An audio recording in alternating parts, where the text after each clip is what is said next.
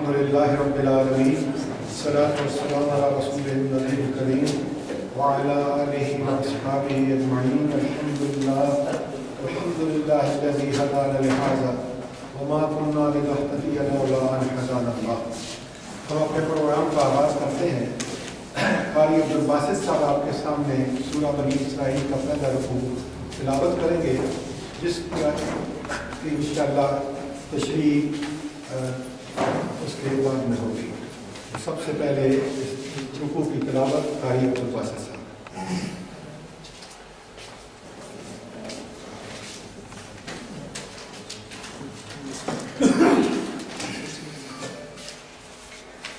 أعوذ بالله من الشيطان الرجيم بسم الله الرحمن الرحيم سبحان الذي أسرى بعبده ليلا من المسجد الحرام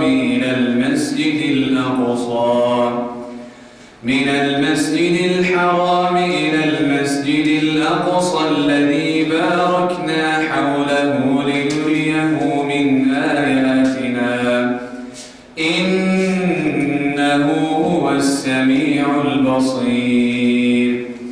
وآتينا موسى الكتاب وجعلناه هدى لبني إسرائيل ألا تتخذوا من دوني وكيلا ذرية من حملنا مع نوح إنه كان عبدا شكورا.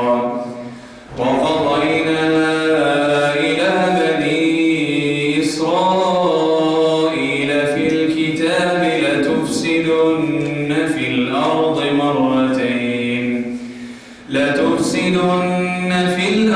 مرتين ولتعلن علوا كبيرا. فإذا جاء وعد أولاهما بعثنا عليكم عبادا لنا أولي بأس شديد فجاسوا خلال الديار وكان وعدا مفعولا. ثم رددنا لكم الكرة عليهم وأمددناكم بأموال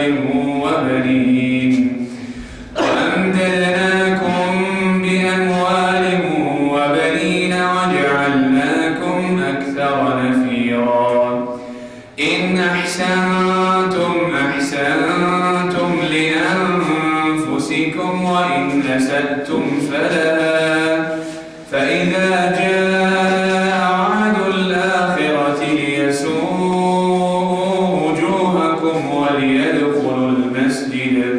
وليدخلوا المسجد كما دخلوه أول مرة وليتبروا ما علوا تتبيرا. عسى ربكم أن يرحمكم وإن عدتم عدنا وجعلنا جهنم للكافرين حصيرا. إن هذا القرآن يهدي للتي هي أقوم ويبشر المؤمنين الذين يعملون الصالحات أن لهم أجرا كبيرا وأن الذين لا يؤمنون بالآخرة أعتدنا لهم عذابا أليما.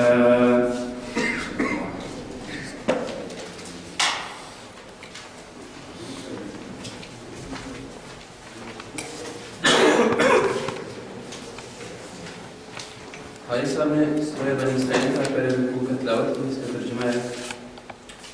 पाक है वो जो ले गया एक रात अपने बंदे को मस्जिद हराम से दूर की उस मस्जिद तक जिसके माहौल को उसने बरकत दी है, ताकि उससे अपनी कुछ निशानियों का मुशाहिदा कराए। हकीकत में हुई है सब कुछ सुनने और देखने वाला। हमने इससे पहले मूसा अलैहिस्सलाम को किताब दी थी और उसे बनी इसराइल के लिए जरिए हिदायत बनाया था, इस ताकीद के साथ कि मेरे सिवा किसी को अपना मुतमद वकील न बनाना। اے بنی اسرائیل تم ان لوگوں کی اولاد ہو جنہیں ہم نے نوح علیہ السلام کے ساتھ کشتی پر سوار کیا تھا، اور نوح علیہ السلام ایک شکر گزار بندہ تھا۔ پھر ہم نے اپنی کتاب میں بنی اسرائیل کو اس بات پر بھی متنبہ کر دیا تھا کہ تم 2 مرتبہ زمین میں فساد عظیم برپا کرو گے اور بڑی سرکشی دکھاؤ گے۔ آخر کار جب ان میں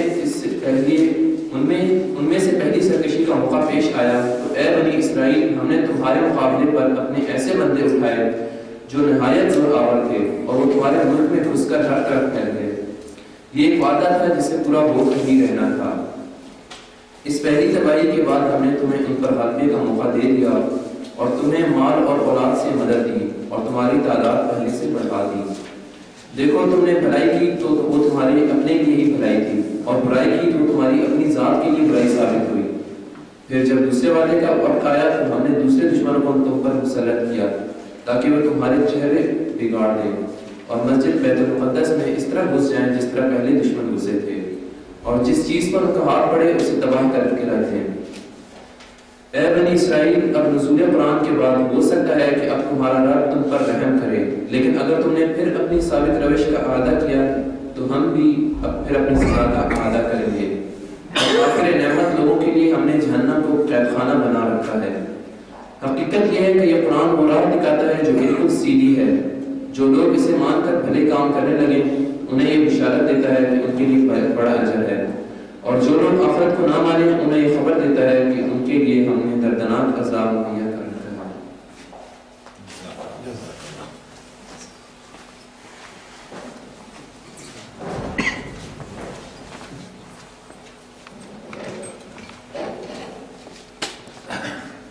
الحمد للہ رب العالمین، الصلاۃ والسلام علی رسولہ النبی الکریم وعلی آلہ واصحابہ اجمعین۔ الحمد للہ الذی ہدانا لہذا وما كنا لنهتدی لولا ان ہدانا اللہ۔ حضرات، آج جیسا کہ ابھی آپ نے سنا کہ جناب خالد محمود عباسی صاحب جو کہ تنظیم اسلامی شمالی پاکستان کے نائب ناظم اعلیٰ ہیں، اللہ تعالیٰ نے ان کو قرآن بیان کرنے کا جو ملکہ عطا فرمایا ہے وہ اللہ تعالیٰ اس میں مزید ان میں برکتیں عطا فرمائے، اور آج انہوں نے اس رکوع کا انشاءاللہ جو بھی آپ نے جس کی تلاوت اور ترجمہ سنا اس کی انشاءاللہ تشریح اور توضیح فرمائیں گے۔ تو میں جناب خالد محمود عباسی صاحب سے گزارش کروں گا کہ وہ تشریف لائیں اور اس سورہ بنی اسرائیل کے پہلے رکوع کی آپ کے سامنے تشریح پیش فرمائیں۔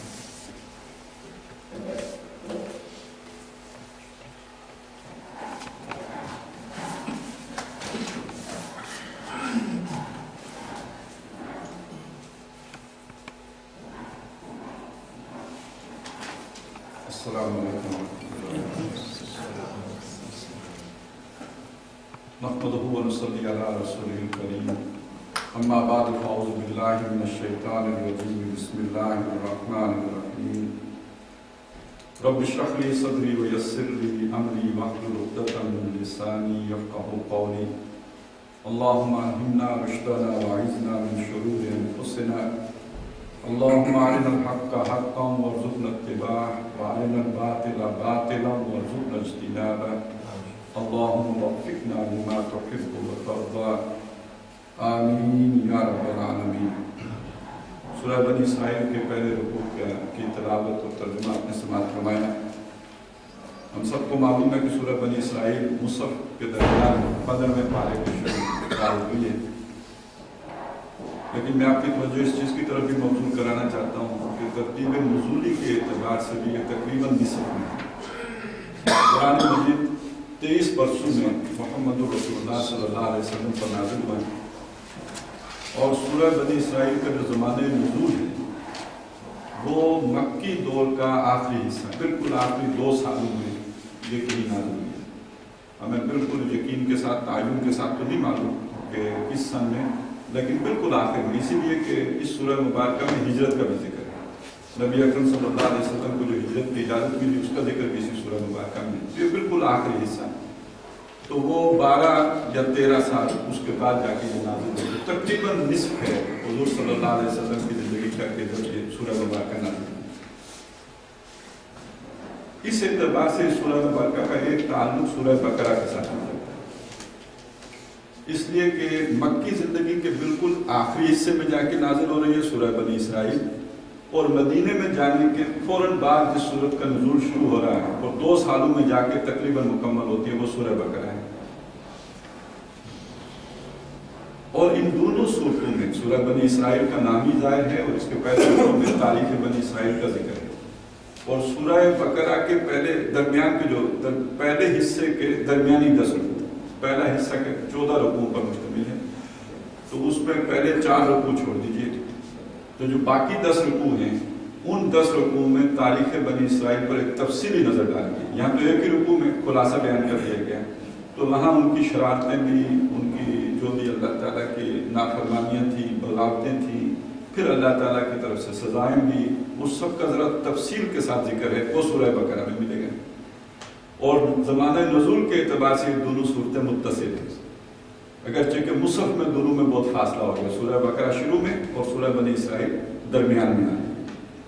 میں صرف اس لیے اس کی طرف آپ کی توجہ مبذول کرانا چاہ رہا تھا کہ قرآن مجید میں ایک دور میں جا کر تاریخ بنی اسرائیل پر نظر ڈالنا شروع کی گئی ہے، اس کی وجہ سمجھ لیجیے، اور آپ کی طرف میں چاہتا ہوں کہ یہ نقطہ آپ پر بھی واضح رہے کہ قرآن مجید کے فہم کے لیے تاریخ پر ایک نظر ہونا بھی بہت ضروری ہے، اور خاص طور پر جو سامی نسل اقوام ہیں، اور ان میں بھی خاص طور پر جو بنی اسرائیل اور بنی اسماعیل ہیں، ان کی تاریخ ذرا حضرت ابراہیم علیہ السلام کے بعد ذرا گہرائی میں معلوم ہو تو قرآن مجید کے بہت سے نکات انسان پر واضح ہوتے چلے جاتے ہیں۔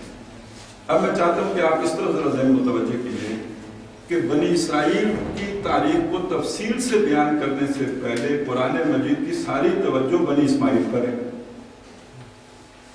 یہ جو ابتدائی صورتیں نازل ہو رہی ہیں جن میں قریش سے خطاب ہے، جس میں ان کی لیڈرشپ کے جو برے کردار ہیں اس کو نمایاں کیا جا رہا ہے، وَيْلٌ لِكُلِّ هُمَزَةٍ لُمَزَةٍ، یہ گلی کوچوں کے لوگوں کی باتیں نہیں ہو رہی، ان کی لیڈرشپ کی بات ہو رہی ہے۔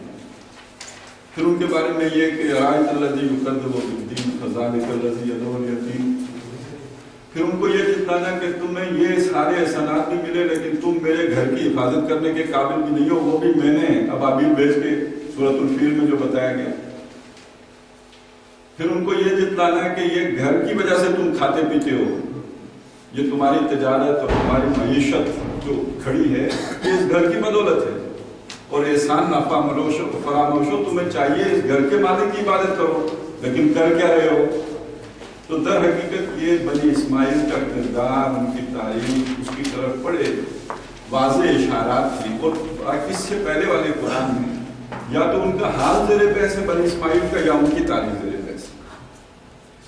دوسری طرف جب اب نبی اکرم صلی اللہ علیہ وسلم نے مدینہ تشریف لے جانی ہے تو وہاں پر پہلے سے جو قوم آباد ہے وہ اپنے آپ کو ایک امت بھی سمجھتی ہے، اللہ کے لاڈلے اور چہیتے بھی سمجھتے ہیں، لہذا اس سے پہلے مسلمانوں کو اس سے بھی باخبر کیا جا رہا ہے ان کی تاریخ۔ چنانچہ ہجرت سے پہلے سورہ بنی اسرائیل میں ایک خلاصہ، اور ہجرت کے فوراً بعد سورہ بقرہ میں اس خلاصے کی تفصیل اللہ تبارک و تعالیٰ نے مسلمانوں کے گوش گزار کر دی اور ابد الآباد تک ہماری تلاوت کا حصہ بنا دی۔ اب اگر ہم ان چیزوں پر غور کریں گے تو اپنے لیے رہنمائی اخذ کرنے کے قابل ہوں گے، نہیں کریں گے تو ٹھیک ہے، ثواب حاصل کرتے رہیں گے، رہنمائی نہیں میسر آئے گی۔ تو یہ میں چاہ رہا تھا کہ ہمارے سامنے اس موقع پر اس مضمون کی اہمیت واضح ہو جائے۔ چنانچہ اس بنی اسرائیل کی اس تاریخ پر ایک نظر ڈالنے سے پہلے تمہیدی طور پر میں چاہتا ہوں کہ یہ نقطہ بھی واضح ہو کہ اللہ تعالیٰ نے جو بھی انسان بنائے جو دنیا میں اس وقت 6 ارب ہیں، ان میں سے کچھ واقعی چنیدہ لوگ ہیں، چوزن پیپل ہیں، اور وہ حضرت ابراہیم علیہ السلام کے ساتھ اللہ کا ایک وعدہ تھا۔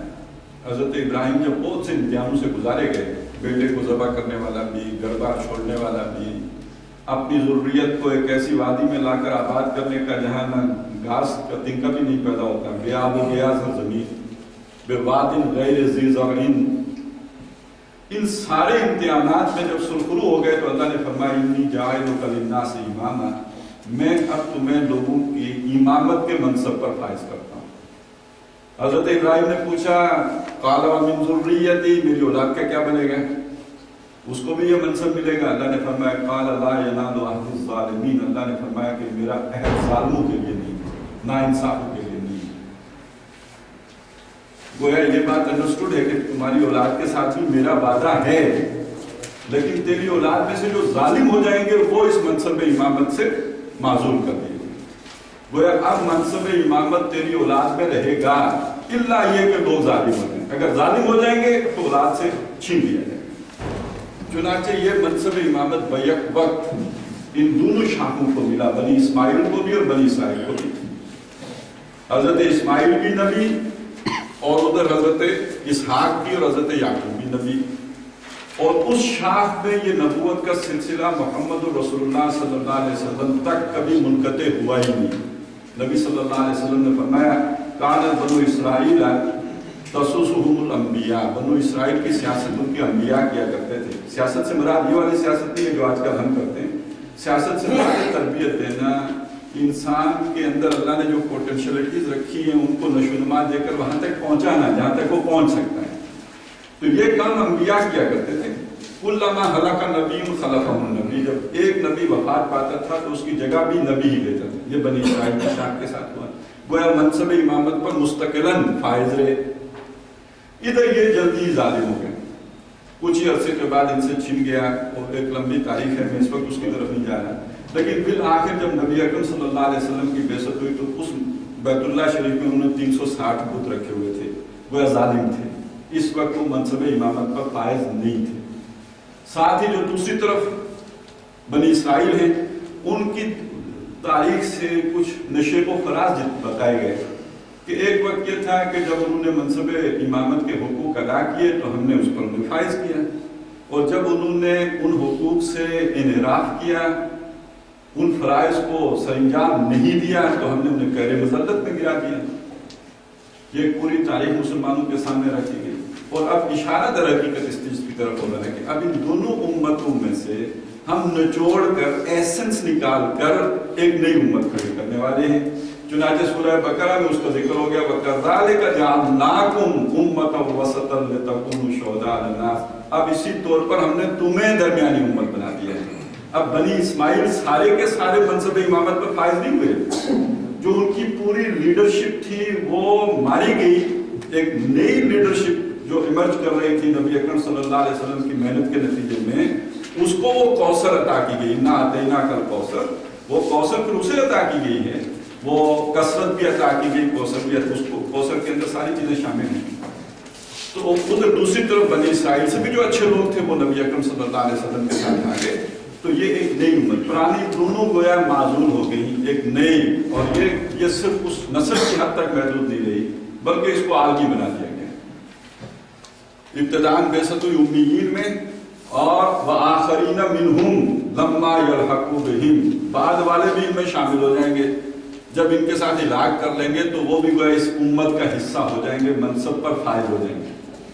یہ ہے وہ پس منظر کے جن کو اگر ہم سامنے رکھ کر ان آیات کی تلاوت کو سمجھیں گے تو بڑی آسانی سے سمجھتے چل جائیں گے. اب آئیے سب سے پہلی آیت کی طرف. فرمایا سبحان الذی اسریٰ بعبدہ لیلا من المسجد الحرام الی المسجد الاقصی, پاک ہے وہ ذات جو لے گئی راتوں رات اپنے بندے کو مسجد حرام خانہ کعبہ سے مسجد اقصی یروشلم بیت المقدس, الذی بارکنا حولہ, جس کے ماحول کو ہم نے بابرکت بنایا ہے. انبیاء کا مدفن ہے. حضرت ابراہیم علیہ السلام کی بھی جو وہی جگہ ہے جہاں کی تدفین ہوئی, حضرت یعقوب, حضرت اسحاق, اور وہ سلسلہ مسلسل چلتا رہا. تو اس کے ماحول کو ہم نے بابرکت بنایا. کیوں لے گئے؟ اور اس تاریخ کے بیان سے پہلے یہ ذکر کیوں؟ اس لیے کہ اب ان دونوں مراکز کی ذمہ داری جناب محمد رسول اللہ صلی اللہ علیہ وسلم کو عطا. یہ صرف خانہ کعبہ یا بیت اللہ ہی کے آپ جو ہے رہنما نہیں بنیں گے. اب وہ جو مسجد اقصی ہے جو اس سے پہلے بنی اسرائیل کی تولیت میں تھی, وہ اب اس کے بعد گویا محمد رسول اللہ صلی اللہ علیہ وسلم ہی اس کے جائز متولی ہیں. اس لیے آپ وہاں پہ گئے, اور بعض روایات سے معلوم ہوتا ہے کہ وہاں آپ نے انبیاء کی امامت بھی کی ہے. گویا اب وہ مرکز بھی محمد رسول اللہ صلی اللہ علیہ وسلم کی تحویل میں دے دیا گیا. انہ هو السمیع البصیر, بے شک وہ بہت ہی سننے والا اور دیکھنے والا, جاننے والا ہے. وآتینا موسیٰ الکتاب, اور ہم نے موسیٰ کو کتاب دی. بنی اسرائیل ایک قوم تھے. حضرت یوسف علیہ السلام جب انہیں کنعان سے نکال کر مصر لے گئے تو وہ ایک قوم تھے، خاندان تھا، ابھی امت نہیں تھی. پھر اس کے بعد جب حضرت موسیٰ علیہ السلام انہیں مصر سے نکال کر صحرائے پی میں لائے اور حضرت موسیٰ علیہ السلام کوہ طور پہ تشریف لے گئے اور وہاں انہیں تورات عطا کی گئی، تو اب بنی اسرائیل جو اس سے پہلے قوم تھے امت بن گئے. کتاب ملنے سے پہلے قوم تھے، جب کتاب مل گئی تو امت بن گئے. اس لیے اب اس کتاب کا ذکر ہے. اور اللہ تعالیٰ بحث کسی قوم سے اتنی نہیں کرتا جتنی امت سے کرتا ہے. ان کی اس امت والے کریکٹر کو زیر بحث لانا مقصود ہے. اس لیے اب حضور صلی اللہ علیہ وسلم کے اس ذکر کے بعد حضرت موسیٰ علیہ السلام کی طرف بات لوٹائی گئی کہ جہاں سے بنی اسرائیل کی اصل تاریخ شروع ہو رہی ہے. نسلی تاریخ تو ان کی شروع ہو رہی ہے حضرت یعقوب علیہ السلام سے، لیکن یہ کہ ان کی جو امت والی تاریخ ہے وہ شروع ہو رہی ہے حضرت موسیٰ علیہ السلام سے. وَآتَيْنَا مُوسَى الْكِتَابَ، ہم نے موسیٰ کو کتاب دی. وَجَعَلْنَاهُ هُدًى لِبَنِي إِسْرَائِيلَ، اس کتاب کو ہم نے ہدایت بنایا بنی اسرائیل کے لیے. اصلاً وہ کتاب حجت بن کر آئی تھی بنی اسرائیل کے لیے. یہ صرف قرآن ہے جو ساری نوع انسانی کے لیے حجت بن گیا ہے، وگرنہ اس سے پہلے جو رسول بھی آتے رہے اپنی اپنی قوم کی طرف، جو کتابیں بھی آتی رہی خاص قوموں کی طرف.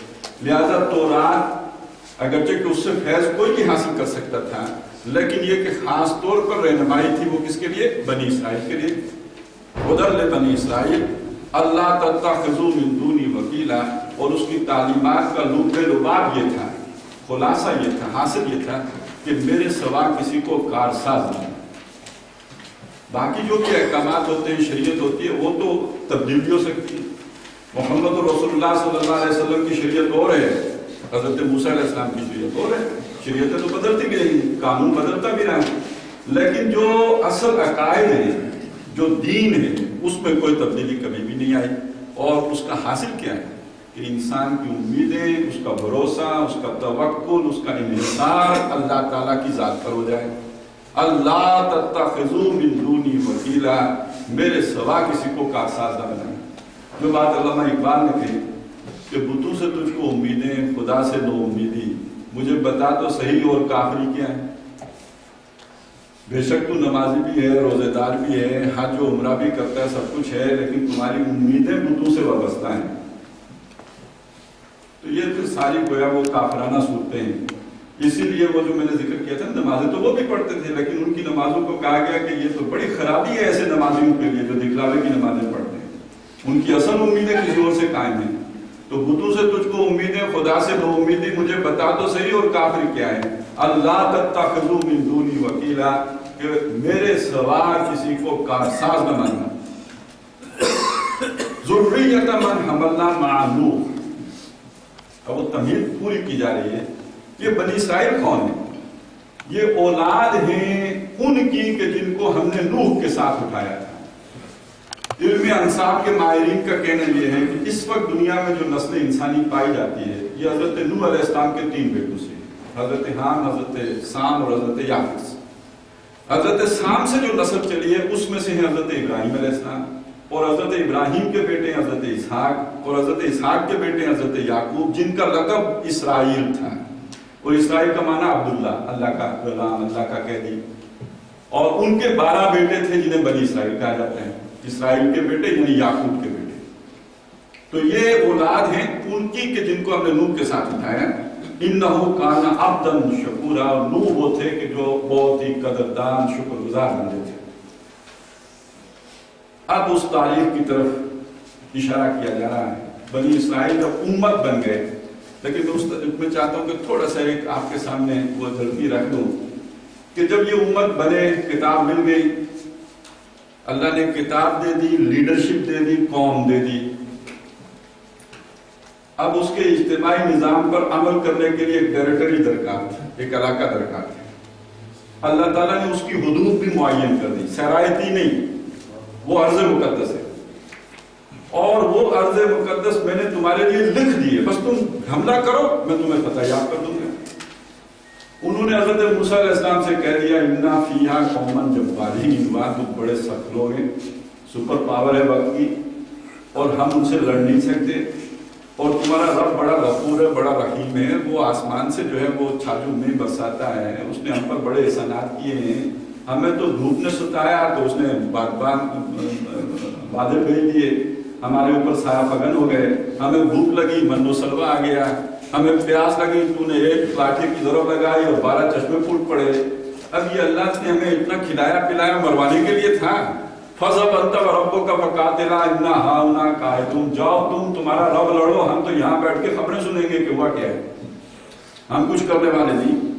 اس پر اللہ نے پھر سزا دی۔ پہلے امت نہیں تھی، قوم تھی، اس قوم پر اللہ تعالیٰ وہ احسانات کرتا رہا۔ اب جب کتاب دے دی تو امت بن گئے، امت کے لیے اللہ کا قانون مختلف ہے۔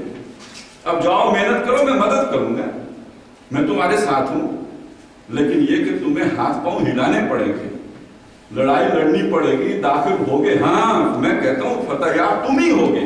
لیکن جب قوم نے کہا نہیں ہم نہیں لڑتے، جواب دے دیا، تو اب 40 سالوں کے لیے ان پر ایک سزا مسلط ہو گئی کہ سرائے تیہی میں بھٹکتے پھرو گے۔ وہ ارض مقدس جو تمہارے لیے لکھ دی گئی تھی اب تمہارے ہاتھ نہیں لگے۔ اس دوران حضرت موسیٰ علیہ السلام کا بھی انتقال ہو گیا، حضرت ہارون علیہ السلام کا بھی انتقال ہو گیا۔ ہاں ان کے شاگرد تھے یوشع ابن نون، ان کی قیادت میں 40 سال کے بعد قوم نے جنگ کی، اللہ نے فتح یاب کیا۔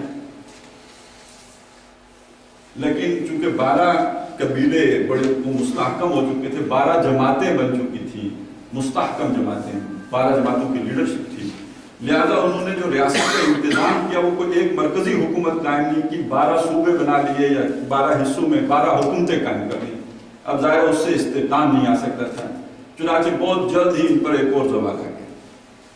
اس زوال کا کی طرف اشارہ ہے سورہ بقرہ میں کہ أَلَمْ تَرَ إِلَى الَّذِينَ خَرَجُوا مِنْ دِيَارِهِمْ وَهُمْ أُلُوفٌ، آپ نے نہیں دیکھا ان لوگوں جو اپنے گھروں سے نکلے جبکہ وہ ہزاروں کی تعداد میں، ہزار موت کے ڈر سے باہر کھڑے ہوئے تھے، تو یہ نکال دیے گئے وہاں سے۔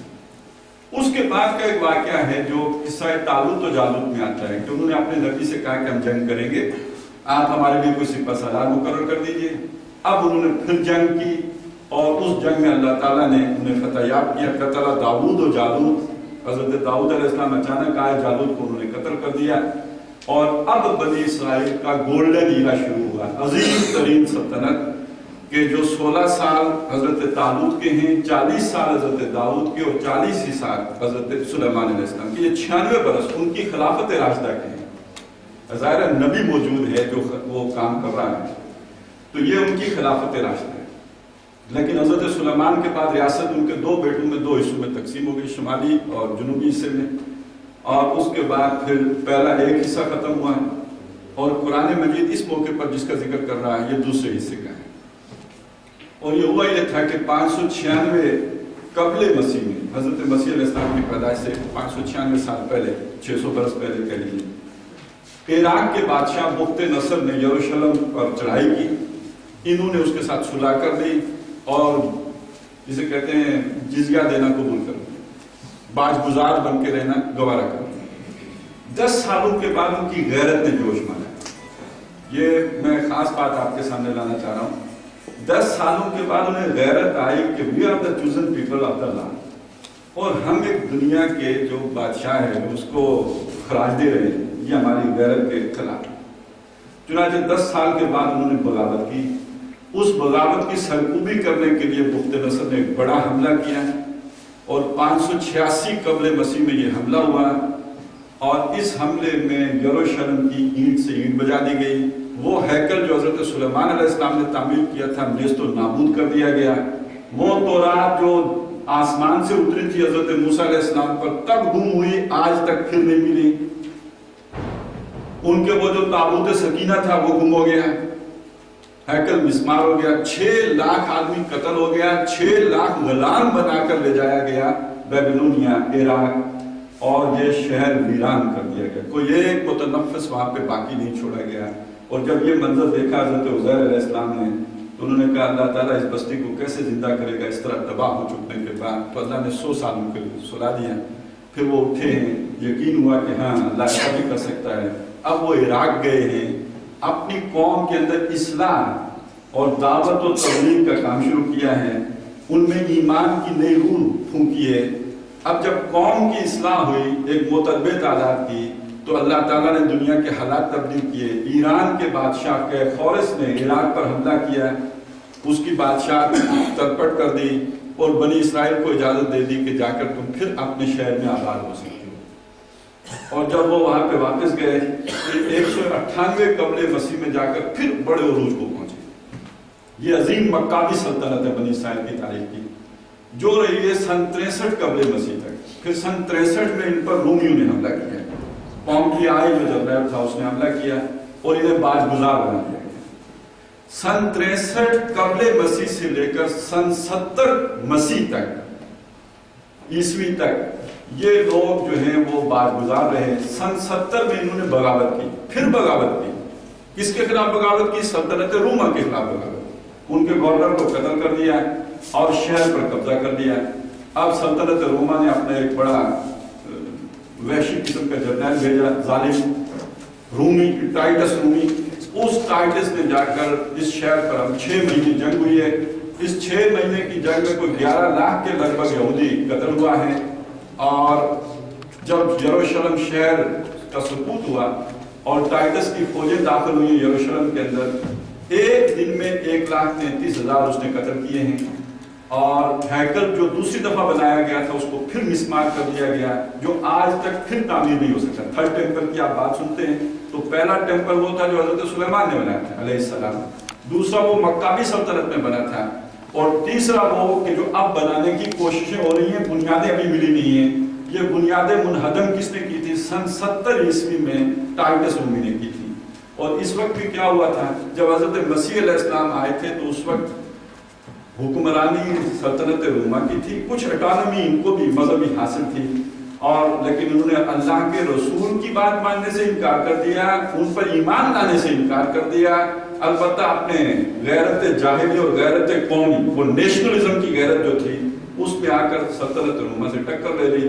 انجام جو ہوا تاریخ ہمارے سامنے رکھتی ہے، اور صرف اگر تاریخ رکھتی، قرآن نہ بتاتا ہے، تو ہم سمجھتے کہ انہوں نے بڑا عظیم جہاد کیا، بہت عظیم جہاد، لیکن قرآن مجید اسے بالکل دوسرے اینگل سے پیش کر رہا ہے، ہمیں اس سے رہنمائی حاصل کرنی ہے۔ اب دیکھیے قرآن کے الفاظ کیا ہیں۔ وَقَضَيْنَا إِلَىٰ بَنِي اسرائیل، ہم نے بنی اسرائیل کے بارے میں طے کر دیا تھا پھر کتاب میں۔ تو رات بھی ہو سکتی ہے مراد، اور اس سے مراد لوح محفوظ بھی ہو سکتی ہے، اللہ کا علم قدیم بھی ہو سکتا ہے۔ کیا طے کیا تھا؟ کہ لَتُفْسِدُنَّ فِي الْأَرْضِ مَرَّتَيْنِ، کہ تم لازماً زمین میں 2 دفعہ فساد مچاؤ گے۔ فساد کیا شے؟ اللہ نے زندگی گزارنے کے لیے ایک آپ کو ضابطہ حیات دیا ہے۔ آپ جب تک اس ضابطہ حیات کے مطابق زندگی بسر کرتے رہتے ہو، بگاڑ پیدا نہیں ہوتا ہے۔ اللہ کی منشا کے مطابق جو ہے وہ نظام ہستی رواں دوا رہتا ہے۔ جب آپ اللہ کی ان مقرر کردہ حدود کو پامال کرنا شروع کرتے ہو، تو یعنی پہ اتر آتے ہو، سرکشی کرتے ہو، بغاوت کرتے ہو، یہ فساد ہو جاتا ہے۔ تو گویا جب تم فساد کرو گے یعنی اللہ کی نافرمانی کرو گے، لَتُفْسِدُنَّ فِي الْأَرْضِ، تم لازماً اللہ کی نافرمانی کرو گے، اللہ کے دیے ہوئے نظام سے بغاوت کرو گے۔ وَلَتَعْلُنَّ عُلُوًّا كَبِيرًا، تم سرکشی کرو گے، بہت بڑی سرکشی، طاقت آ جائے، اللہ کا خوف نہ رہے تو ہر طاقتور فرعون بن جاتا ہے۔ ہر جب اس طاقت بھی اپنا اظہار چاہتی ہے تو اس طاقت کا اظہار پھر غلط طور پر ہونا شروع ہو جاتا ہے۔ یہ طاقت جو ہے وہ ایک ٹینڈنسی رکھتی ہے کرپشن کی طرف۔ یہ صرف اللہ پر ایمان اسے سیدھا رکھ سکتا ہے، آخرت پر ایمان۔ تو تم یہ سرکشی کرو گے اور بہت بڑی سرکشی کرو گے۔ اب ظاہر جب سرکشی حد سے بڑھے گی تو اللہ تعالیٰ تمہیں یوں ہی نہیں چھوڑ دے گا۔ اللہ نے تمہیں ایک منصب پر فائز کیا، منصب امامت پر۔ اس منصب کا جب تم حق ادا نہیں کرو گے تو اللہ تعالیٰ تمہیں چھوڑنے والا نہیں، سزا ملے گی۔ اب اس سزا کا ذکر ہے، یعنی وہ تو ہمارا وعدہ ہے، تم نافرمانی کرو گے سزا لازماً آئے گی۔ فَإِذَا جَاءَ وَعْدُ أُولَاهُمَا، تو جب پہلے وعدے کا وقت آیا یعنی پہلی سزا کا وقت آیا، تمہاری اس سرکشی کے نتیجے میں پہلی سزا کا وقت آ گیا، تم گناہ کرتے رہے، تمہاری فائل میں لکھا جاتا رہا یہاں تک کہ تمہاری فائل بھر گئی، تمہارے گناہوں کا ڈھول بھرا گیا، تو ہمارے عذاب کا موقع آ گیا، وقت آ گیا۔ تو فَإِذَا جَاءَ وَعْدُ أُولَاهُمَا، ان 2 سزاؤں میں سے جب پہلی سزا کا وقت آیا تو ہم نے کیسے دی؟ اب یہ ایک فرق ہے۔ قرآن مجید میں جن قوموں کو اللہ نے سزا دی ہے وہ ہم دیکھتے ہیں کہ کسی قوم پر اللہ نے ہوا بھیج دی، کسی قوم پر اللہ تعالیٰ نے کسی تیز آواز کے ذریعے سے سزا مسلط کی، کسی قوم کو زلزلے کے ذریعے سے اللہ نے تباہ کیا، لیکن بنی اسرائیل کو جو اللہ نے سزا دی یہ اس سے مختلف تھی۔ یہاں فرشتے نہیں اتارے، ہوا نہیں بھیجی، کوئی زلزلہ نہیں پیدا کیا، بلکہ اللہ تعالیٰ نے جنگ کھڑی کی، جنگ مسلط کی، اور جن لوگوں کے ذریعے سے اللہ نے ان پر جنگ مسلط کی، اگرچہ کہ وہ مومن نہیں تھے، مسلمان نہیں تھے، اللہ تعالیٰ کے نبیوں کو ماننے والے نہیں تھے، بلکہ مشرک لوگ تھے، مگر اللہ تعالیٰ انہیں کہتا ہے عباد لنا، ہمارے بندے تھے، کیوں ہم نے بھیجے تھے نا، تمہارے اوپر مسلط کیے تھے۔ تو فَإِذَا جَاءَ وَعْدُ أُولَاهُمَا، تو جب دونوں میں سے پہلے وعدے کا وقت آیا، بَعَثْنَا عَلَيْكُمْ عِبَادًا لَنَا، ہم نے مسلط کر دیے، بھیج دیے تمہارے اوپر اپنے وہ بندے۔ اب ان بندوں کی کچھ خصوصیات بیان ہو رہی ہیں، یہ نہیں کہ وہ آخرت پر ایمان رکھنے والے تھے، وہ بڑے پرہیزگار تھے، یہ نہیں، اولی باس شدید، وہ بہت جنگجو تھے، بڑے لڑاکے تھے۔ فجاسو خلال الدیار، تو وہ گھس گئے شہروں کی خالی جگہوں میں، شہر کے اندر مکانات بنے ہوتے ہیں، خالی جگہ گلیاں، ان گلیوں کے اندر، یعنی شہر کے اندر گھس گئے۔ ایک جنگ ہوتی ہے جو شہر سے باہر ہوتی ہے، اور کسی معاہدے کے تحت شہر جو ہے وہ کسی کے حوالے ہوتے ہیں، یہاں پہ یہ نہیں ہوا، بلکہ یہ کہ وہ فوجیں شہروں کے اندر میں گھس گئی۔ آپ کو پورا نقشہ کھینچ دیا قرآن مجید نے، جو سمجھتا ہو کہ جب فوجیں شہروں میں گھستی ہیں تو کیا ہوتا ہے۔ فوجیں تو جن شہروں کے آس پاس قیام کر لیں وہاں کسی کی عزت محفوظ نہیں رہتی، تو جب وہ شہروں کے اندر گھسیں تو وہ گھس گئی شہروں کے اندر۔ اب جسے کہتے ہیں نا عقل مند کے لیے اشارہ کافی ہے، بس سمجھ لے باقی کیا ہوا۔ جس نے زیادہ سمجھ لو وہ تاریخ کی کتابیں جو ہے وہ چھان کے دیکھے کہ پھر کیا ہوا۔ وَكَانَ وَعْدًا مَفْعُولًا، اور یہ وہ وعدہ تھا جو پورا ہو کے رہنا تھا، اسے کوئی ٹال نہیں سکتا، کسی کی دعائیں پھر اس کو پھیر نہیں سکتی۔ یہ اللہ کا وہ وعدہ ہے کہ جب آنا ہو تو پھر جب تمہاری سزا اس درجے کو پہنچ جائے، تمہارا بچانا لی تو اللہ کی سزا اس درجے کی آتی ہے۔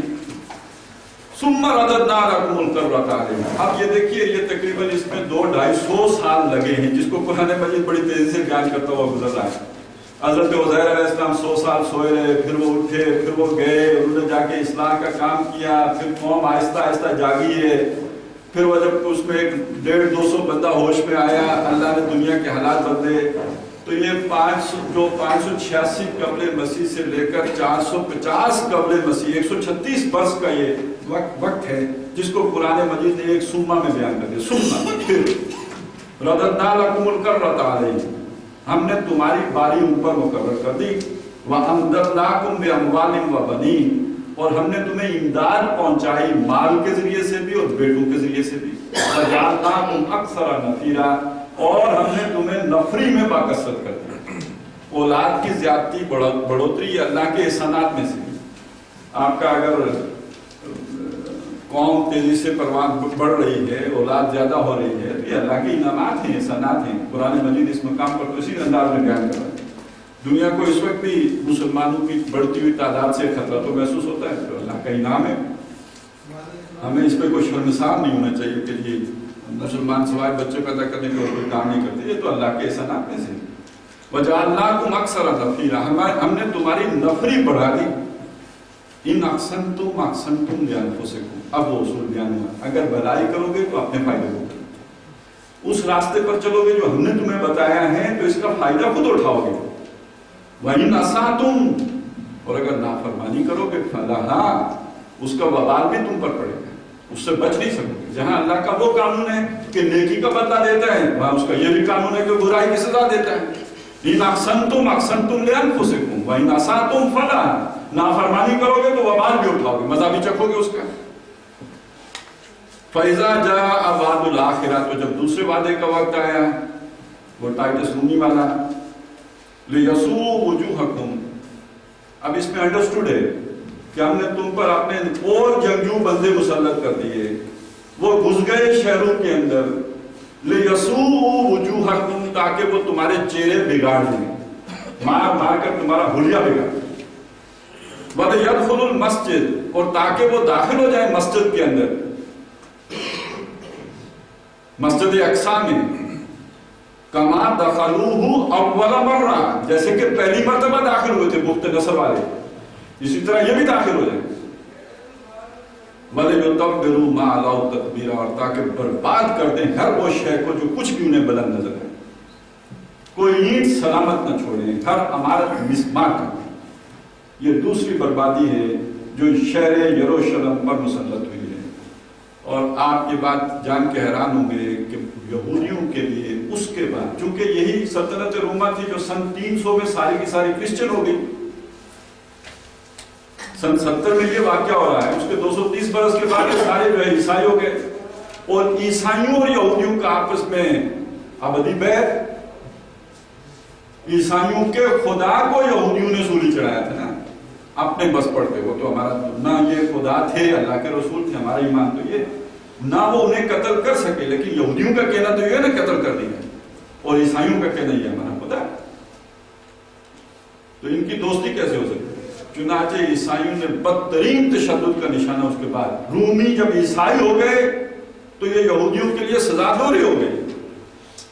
تو سن 70 سے لے کر 1917 تک یہودی کے لیے یروشلم شہر میں آباد ہونا ممکن نہیں تھا۔ جا سکتا ہے، اپنے کھنڈر دیکھ کے رو سکتا ہے، لیکن وہاں آباد نہیں ہو سکتا۔ وہ مشہور و معروف بالفور ڈکلریشن، اور وہ کیسے ہوا؟ یہودیوں نے کتنی لمبی کھچڑی پکائی ہے کہ عیسائیوں کے اندر نقب لگائی، پروٹیسٹنٹ فرقہ لگایا، اس کو مذہب سے دور، لبرلزم اور وہ جو فنڈامنٹلز تھے ان سے دور کیا، اور پھر آہستہ آہستہ ان کی تربیت کر کے ان میں پروٹیسٹنٹس پیدا کیے، پھر ان پروٹیسٹنٹ سے انہوں نے اور چھوٹیں جہاں حاصل کی، وہاں ایک چھوٹ بھی حاصل کر دی کہ تم جا کر یروشلم میں آباد ہو سکتے۔ 1917 میں آباد کاری شروع ہوئی، 1948 میں ریاست اسرائیل کا قیام عمل میں آیا، اور 1967 میں یروشلم بیت المقدس دوبارہ انہوں نے حاصل کیا۔ 1967 سن 70 سے لے کر 1967 تک بیت المقدس ان کے ہاتھ نہیں لگا، یہ تقریباً 1897 سالوں کے بعد ان کے ہاتھ آیا۔ تو وہ داخل ہو جائیں شہر کے اندر جیسے داخل ہوئے تھے پہلے، اور مسجد میں اور تباہ کر دیں ہر وہ شہر جو انہیں بلند نظر آئے۔ اب آ گئے محمد الرسول اللہ صلی اللہ علیہ وسلم۔ دیکھیں جب حضور آئے تو کیفیت کیا تھی؟ وہ شہر میں آباد نہیں ہو سکتے، ہیکل گرا ہوا ہے، دنیا میں تتر بتر ہے، اسے وہ کہتے ہیں ڈایاسپورا، پھولوں کا بیج منتشر ہے دنیا میں۔ اب آ رہے ہیں محمد الرسول اللہ جو رحمت للعالمین بن کے آ رہے ہیں، تو یہودیوں کے لیے بھی رحمت ہے نا، تو آ جاؤ اس دامن سے وابستہ، دامن رحمت سے وابستہ ہو جاؤ، تمہارے برے دن بھی ختم ہو جائیں گے۔ عَسَىٰ رَبُّكُمْ أَن يَرْحَمَكُمْ، اب بھی تمہارا رب اس رحمت للعالمین کے صدقے تم پر رحم کرنے کے لیے تیار ہے۔ لیکن اس کا یہ مطلب نہیں کہ وہ سراپا رحمت ہو گیا۔ ان عُدْتُمْ عُدْنَا، تم اگر ریپیٹ کرو گے تو ہم بھی ریپیٹ کریں گے، تم نافرمانی کرو گے تو ہم بھی سزا مسلط کرتے رہیں گے۔ بہرحال تاریخ یہ کہتی ہے کہ انہوں نے بحیثیت مجموعی فرما برداری کی روش اختیار نہیں کی۔ ان میں سے چند تھے جو اسلام لے آئے، اکثریت کا معاملہ وہی سابقہ رہا، اور اللہ تعالیٰ کی طرف سے بھی مختلف ادوار میں ان پر سزاؤں کے کوڑے برستے رہے، یہاں تک کہ پچھلی صدی میں ہٹلر کے ہاتھوں خود ان کے قول کے مطابق 60 لاکھ کے قریب یہودی جو ہے وہ قتل ہوا۔ اور قرآن مجید سورہ اعراف میں یہ بات کہتا ہے کہ ہم تم پر ایسے لوگ مسلط کرتے رہیں گے جو تمہیں عذاب کا مزہ چکھاتے رہیں گے قیامت تک۔ اور تاریخ بنی اسرائیل اس کی گواہ ہے کہ ان پر ہر دور میں اس طرح کی مصیبتیں آتی ہیں۔ عَسَىٰ رَبُّكُمْ أَن يَرْحَمَكُمْ وَإِنْ عُدْتُمْ عُدْنَا وَجَعَلْنَا جَهَنَّمَ لِلْكَافِرِينَ حَصِيرًا۔ یہ دنیا کی سزا ہے، باقی ہم نے کافروں کے لیے تو دوزخ تیار کر رکھے جو دائمی اور ابد الآباد کی سزا ہے۔ اب یہ ساری جو میں نے آپ کو کتھا سنائی ہے اور قرآن نے جو ہمیں سنائی ہے، تو اصل میں ہماری رہنمائی کی۔ میں چاہتا ہوں یہاں ہم اپنے لیے کوئی رہنمائی حاصل کریں، اور وہ رہنمائی ہمیں جناب رسالت مآب صلی اللہ علیہ وسلم کے قول مبارک سے بہت واضح طور پر ملتی ہے کہ حضور صلی اللہ علیہ وسلم نے فرمایا لَيَأْتِيَنَّ عَلَىٰ أُمَّتِي مَا أَتَىٰ عَلَىٰ بَنِي إِسْرَائِيلَ حَذْوَ النَّعْلِ بِالنَّعْلِ، میری امت پر بھی وہ سب وارد ہو کے رہے گا جو بنی اسرائیل پر وارد ہوا، جیسے دو جوتیاں آپس میں مشابہ ہوتی ہیں اس طرح، یعنی ان کی تاریخ مشابہ ہوتی ہے۔ میں صرف اشارہ کر دیتا ہوں، ان کے ساتھ جو آ کے بخت نصر نے کیا تھا، 400 سال تک جب ہم اللہ کے دین سے کسی بھی درجے میں وابستہ رہے تو دنیا کی امامت ہمارے ہاتھ میں تھی، دنیا میں کوئی روشنی تھی تو ہمارے پاس تھی، تہذیب و تمدن کا گہوارہ تھا تو ہم تھے، مرکز و محور ہم تھے، دنیا کو روشنی ہم دے رہے تھے. لیکن جب ہم نے اللہ کے دین کو پیٹ دکھائی تو بخت نصر تو دنیا میں نہیں تھا، ہلاکو خان اور چنگیز خان تھے. 1258 سقوط بغداد، وہاں سقوط یروشلم، یہاں سقوط بغداد. وہاں 6 لاکھ قتل، یہاں سروں کے مینار بنے. مسلمانوں کے سر تھے نا جن کے مینار بنے. باقی آپ پڑھیں کہ تاتاری مسلمان ہو گئے تو کیسے ہوئے، تو اس کی تاریخ یہ بتائی جاتی ہے مسلمان عورتوں کے ہاتھوں ہوئے. جو مسلمان عورتیں ان کے گھروں میں گئیں تو انہوں نے ان کو آہستہ آہستہ مائل اور قائل کر دیا، مسلمان ہو گئے. باقی تاریخ خود بولتی ہے کہ کیوں گئی. یہ وہ ہیں جن کا سیلاب کبھی کسی سے تھمتا نہ تھا، کسی سے سیل رواں ہمارا، اور معاملہ اب سروں کے مینار بن رہے ہیں. تو کیوں ہوا؟ ان احسنتم احسنتم لانفسکم، دین کے ساتھ چلو گے ہم تمہیں دنیا کا امام بنائے رکھیں گے، دین سے بے وفائی کرو گے تو وحشی تاتاری تم پر مسلط کرتے رہیں گے. فرق یہ ہے کہ وہ ایک ہی نسل میں چلنے والا دین تھا. یہاں پر یہ ہماری قوم جو ہماری امت جو ہے یہ ملٹی نیشنل ہے. چنانچہ اب اللہ نے تاتاریوں ہی کو توفیق دی، وہ مسلمان ہوئے. وہ جو اقبال نے کہا نا کہ ہے یہاں فتنہ تاتار کے افسانے سے، پاسباں مل گئے کعبے کو صنم کھانے سے. عربوں کو پھر اللہ نے توفیق نہیں دی، وہ معذور ہو گئے. اور قرآن نے کہہ دیا تھا ان تتولوا، اگر تم ہمارے دین کو روگردانی کرو گے، پھر دکھاؤ گے، یستبدل قوما غیرکم، تمہیں ہٹا کر ہم دوسری قوم دیں گے. اب دوسری قوم آ گئی اور مسلمانوں کی باغ ڈور ان کے ہاتھوں میں چلی گئی. یہ مغلیہ خاندان ہو جو ہندوستان میں آیا، یا سلجوقی ہوں جو ایران میں گئے، یا عثمانی ہوں کہ جنہوں نے وہ عظیم خلافت قائم کی، یہ سب وہی ترک ہیں.